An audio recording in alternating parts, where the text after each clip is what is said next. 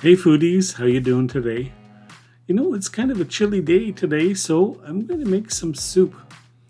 And I'm going to make a Thai purple rice soup. Doesn't that sound good?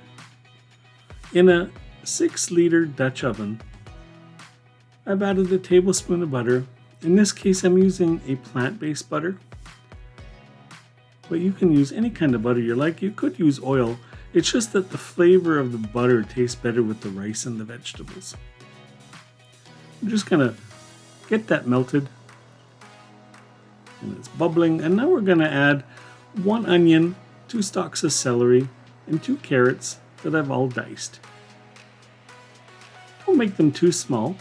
We want them to stay tender crisp, so they need to have a little bit of bite to them. We don't want the soup to get all mushy.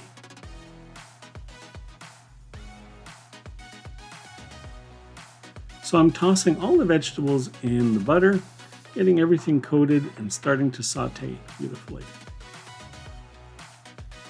You can see that the vegetables have changed color.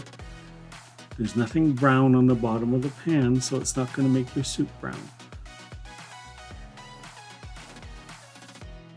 Sauteing vegetables like this brings out their natural sweetness, and they're so good. Even I've had a plate full of veggies sauteed just like this and nothing else for dinner, and it was delicious. So I've added a tablespoon of garlic. The only flavorings I'm adding to the soup are the garlic and the vegetable broth. And now I'm adding a 1/2 cup of the Thai purple rice and a 1/2 cup of a rice blend, which happens to be brown rice and wild rice. When I first dumped this in the pot, I thought I made a mistake and threw in a whole pile of sesame seeds because they look the same. I was actually quite shocked for a moment and I thought, what do I do now? So we're getting the butter all over the vegetables and the rice. And we're adding some salt and pepper for flavoring. Since this is a Thai dish, you could certainly add some Thai curry paste, red or green. You could use some lemongrass. The flavoring's up to you. You could make this a bit spicy and add some hot sauce.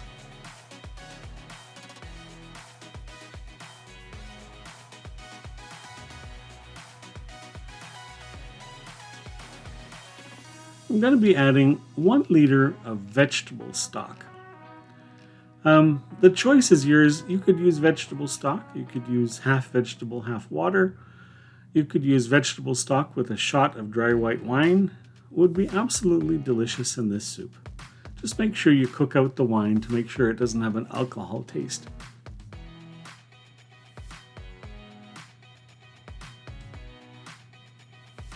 We're going to bring this soup up to a simmer.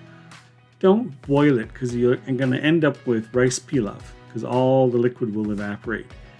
This is a soup, so we want it to be a hearty soup with a delicious broth, hearty vegetables, and some chewy kind of delicious nuggets of rice. We don't want the rice to fall apart either. So they're simmering. It needs to simmer for 15 to 20 minutes until the rice is tender. You don't want the vegetables to get all mushy, and you don't want all the liquid to disappear. If you have to, you can add some more water or some more vegetable stock. I'm throwing in a splash of half and half. If you want to keep this totally vegetarian, just omit the cream. I've added it here because with rice and vegetables, a little bit of cream makes a great addition to the flavor profile.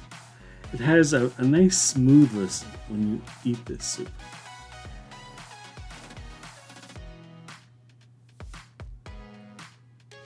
So there's the soup finished.